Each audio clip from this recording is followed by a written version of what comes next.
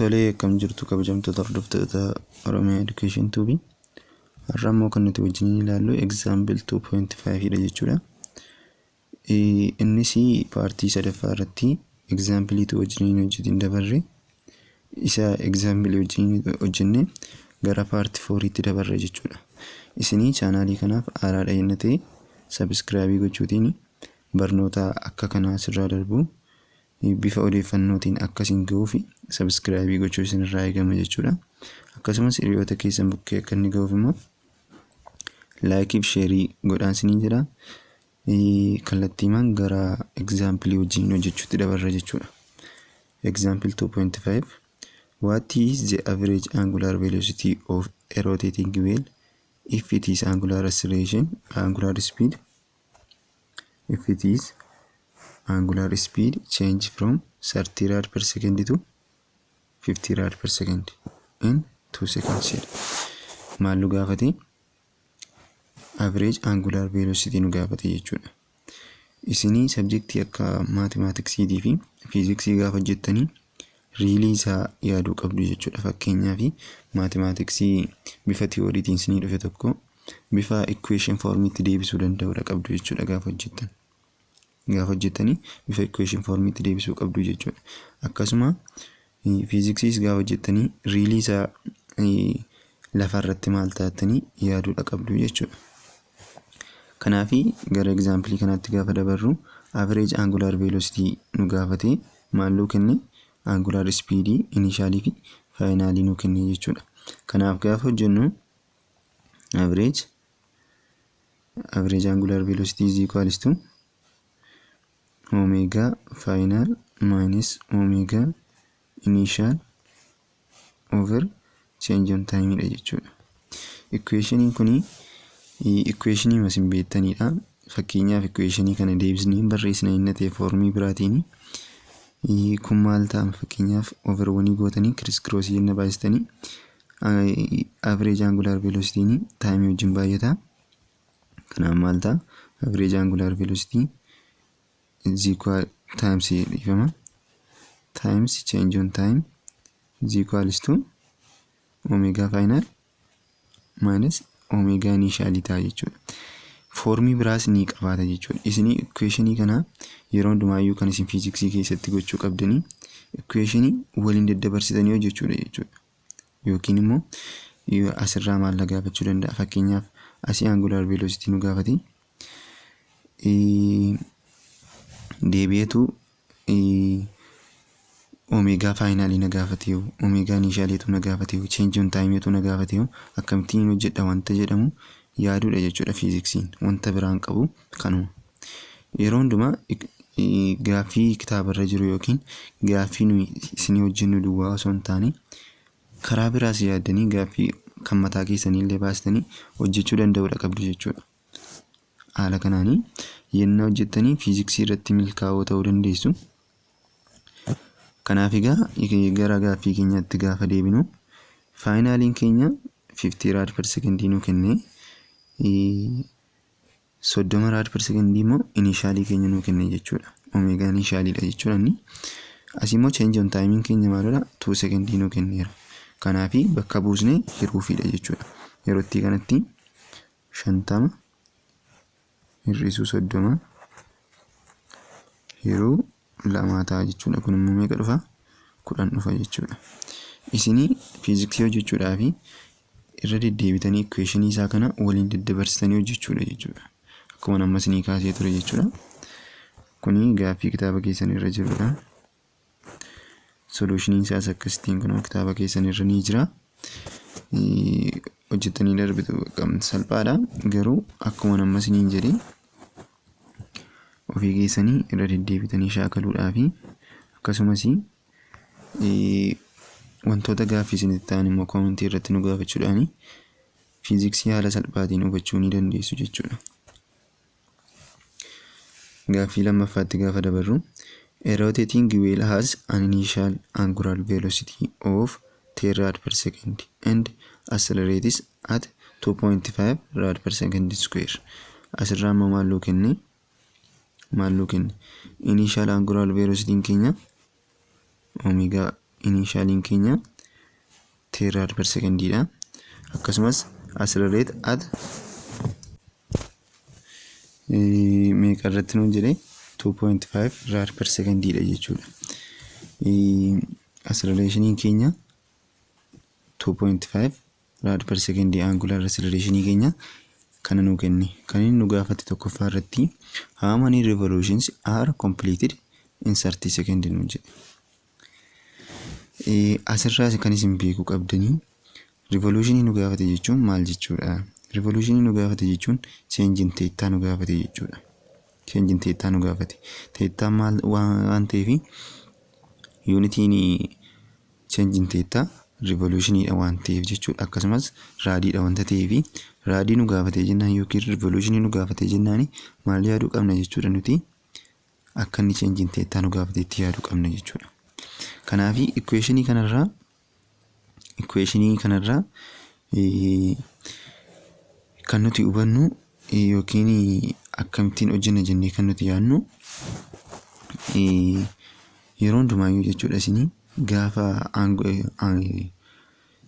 angular yookiin rotationaliitti solve gootanii rotationalii gaafa solve gootan jechuudha kan translationii yaaduu qabdu jechuudha. Translationiitti maal ta'a?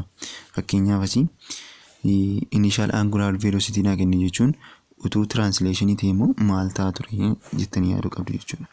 Translationii utuu ta'e immoo fakkeenyaaf initial angular velocity maal ta'a? Initial velocity nu ta'a jechuudha yookiin v naught nu ta'a jechuudha. Acceleration nu kenne angular acceleration nu kenne kun immoo maal ta'a ture jechuudha. Accelerationii ta'a ture jechuudha. Akkasitti yaaddanii maal ta'a equationii isaa jettanii yaaduu qabdu jechuudha. Kanaaf egaa akkaataa nu itti hojjennu kana change in theta is equals to theta waan nu gaafate jechuudha. Omega naught times change in time plus 1/2 alpha times t square dhaan hojjenna. Kun egaatu translationii ta'e akkamidha? S is equals to v initial times time plus 1/2 at square isa nu jennee barreessinudha jechuudha. Kanaafi gaafa rotational gaafa hojjettanii translationii keessatti maal taatanii yaaduun isin fayyada jechuudha. Yoo kan rotationii isaa wallaaltanii kan translationii isaa hin beektanii gara rotationiitti deebisuun isin hin dhibu jechuudha. Kanaafi nuti kan egaa amma fayyadamne hojjennu equationii isa kanadha jechuudha. Kanaafiyyuu asii hunduma isaa qabna. Asii maal qabna nuti?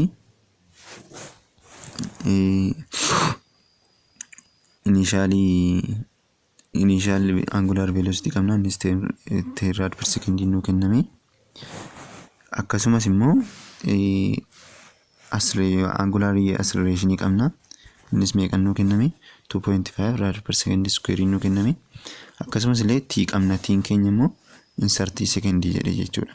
Kanaafi akkuma kitaaba keessan hojjetee jirutti kitaaba keessanii haala kanaan jechuudha kan inni hojjetee jiru. Equationii kanaan hojjetee jira jechuudha. Kanaaf egaa isinii iddoo omega initialii maal bakka buustu 10 rad per second bakka buustu iddoo change in t 30 second bakka buustu 1/2 2.5 rad per second square times 9 100 per second. Kun maaliif akkas ta'e 30 second nu kenne 30 second gaafa square gootanii secondiinis wajjiniin square taate jechuudha. Yeroo itti kanatti kan nuti argannu 900 second square arganna jechuudha. Asii second squareetiin baddii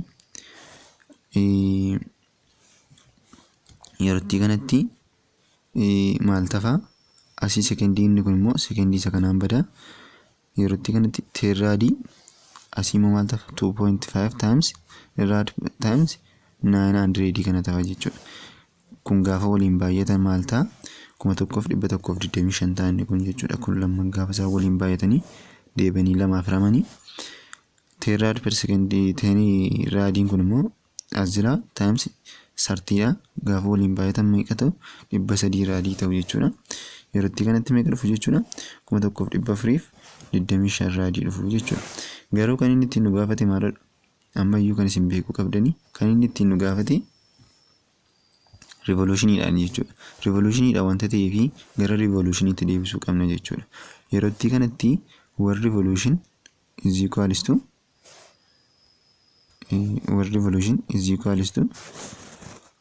2 pi raadiidha. Asirraa maal barbaanna nuti? Raadii barbaanna jechuudha. Kana revolutioniitti deebisuu barbaanne raadiin keenya maal ta'a jechuudha. Gama lammansaa 2 pi dha gaafartanii raadii is equals to gama lammansaa 2 jira. Asiis gaafa 2 jirtanii war revolution over 2 pi dhufa jechuudha. 2 pi dhufa. Kana booddee iddoo kun gatii raadii keessaniiti waan ta'eef war revolution over 2 pi kuni gatii war raadii keessaniiti waan ta'eef iddoo raadiin jirtu kanatu fiddanii buuftu jechuudha. Gaafa fiddanii buustan maal ta'a?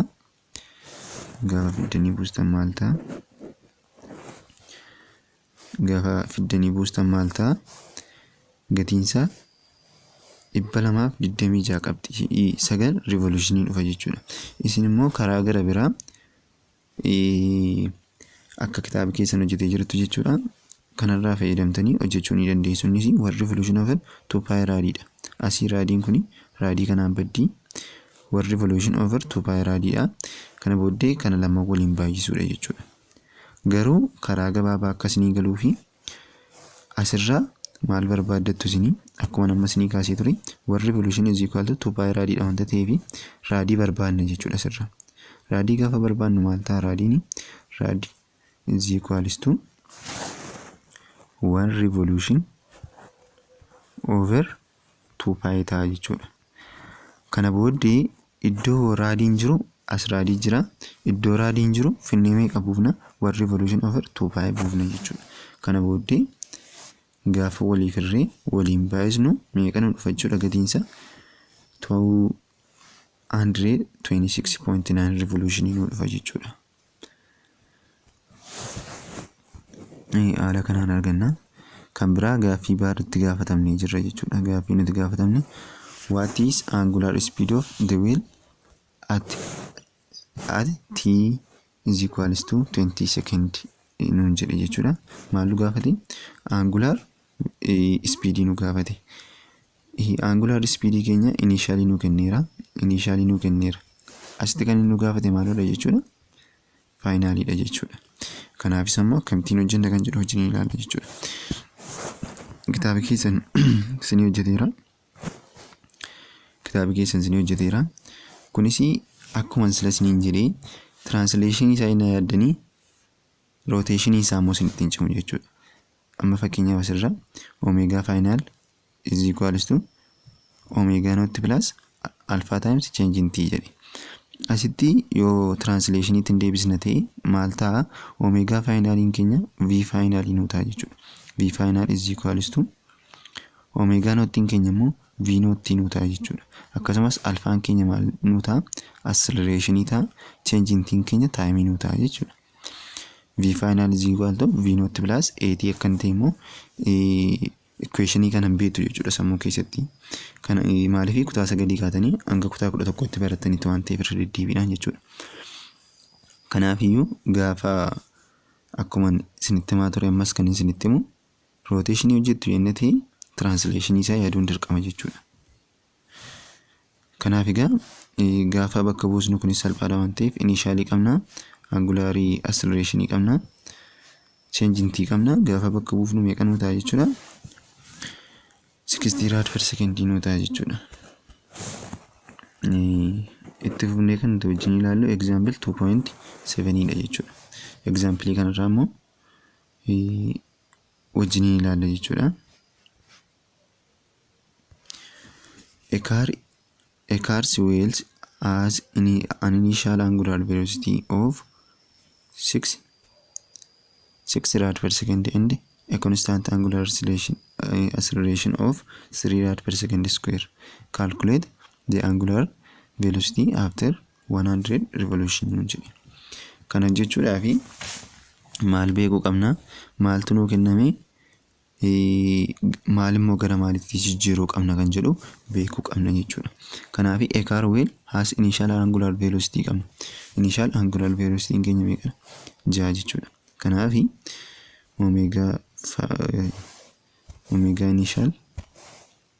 omega initial is equal to 6 rad jennee baafanna. 6 rad per second jennee baafanna. Rad per second dha. Akkasuma constant angular acceleration keenya immoo meeqadha? Constant angular acceleration keenya angular alpha jechuudha. Alpha meeqadha? 3 rad per second square dha. Rad per second square dha jechuudha.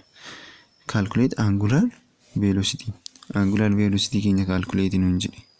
Kana jechuun omega final nu gaafate jechuudha. Kana gaafatamaa jirra.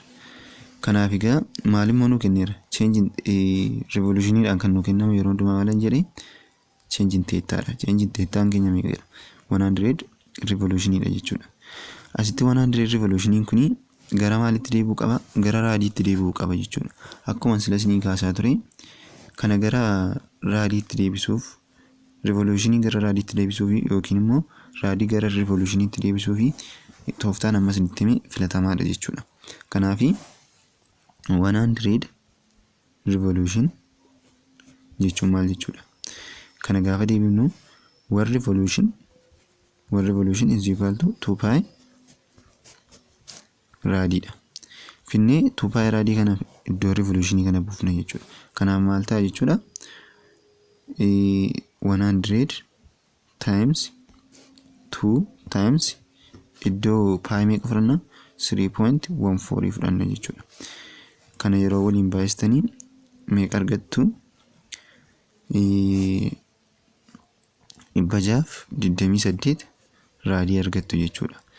628 raadii argattanii booddee kan isa nafu maal gochuudha? Solve gochuudha jechuudha. Bakka amma equation isa barreeffattanii solve gochuudha jechuudha. Kanaaf iyyuu gaafa hojjettanii kitaaba keessan kan inni kaa'ee jiru jechuudha. Solution the given quantity are akkuma jalqaba isinii kaasee kana nuu kenneera. Garuu nuun jedha kitaaba keessanii first convert revolution into raadiitti deebisnuun jedha. Kana deebisneerra 628 raadii arganneerra jechuudha. Kanaaf equation nuyi fayyadamnu equation kana ta'a jechuudha. Yeroo hundumaayyuu inni translation isaa gaafa yaaddanii rotation isaa yaaduun isin hin dhibu akkuma isinitti himaa ture jechuudha. Kanaaf egaa bakka buusuudha kan nurraa eegamu. Omega initial qabna. Omega initial keenya meeqadha? 6 rad per second dha. 6 rad per second kana gaafa square gootanii 36 rad square hunduma isaa amma achi keessa jiru square ta'a jechuudha. Per second square ta'a. Kana booddee dhuftanii maali 2 times alfaan keenya meeqa? 3 dha jechuudha. 3 raadiidha.